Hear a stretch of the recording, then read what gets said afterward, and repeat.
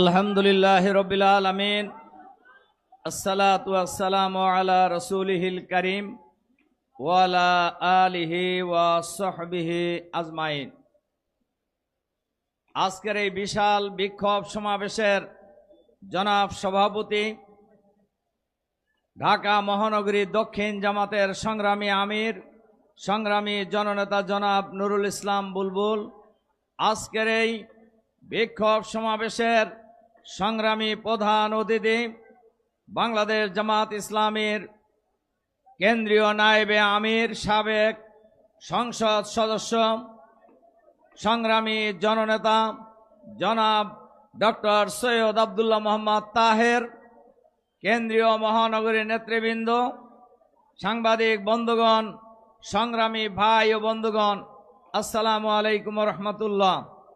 সংগ্রামী ভাই এবং বন্ধুগণ, নিরপেক্ষ নির্বাচনের দাবিতে আমাদেরকে কেন বক্তব্য রাখতে হয়েছে, কেন বক্তব্য রাখতে হচ্ছে?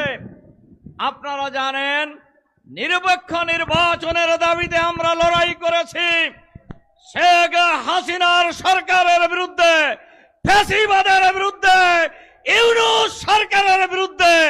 আমরা কেন নিরপেক্ষ নির্বাচনের কথা বলছি?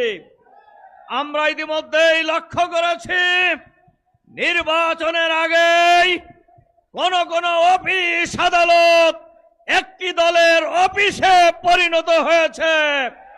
আমরা নির্বাচনের আগেই দেখছি কোন কোন দলের কেন্দ্রীয় নেতারা নির্বাচনে দাঁড়িপাল্লায় ভোট দিলে জিবা কেটে নেওয়া হবে বলে ঘোষণা দিচ্ছেন।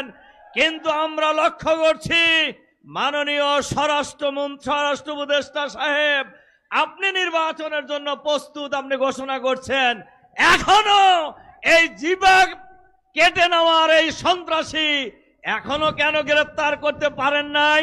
আপনি কোন দলের কাজ করছেন সরকারে থেকে? আপনি কোন দলের পক্ষে কাজ করছেন?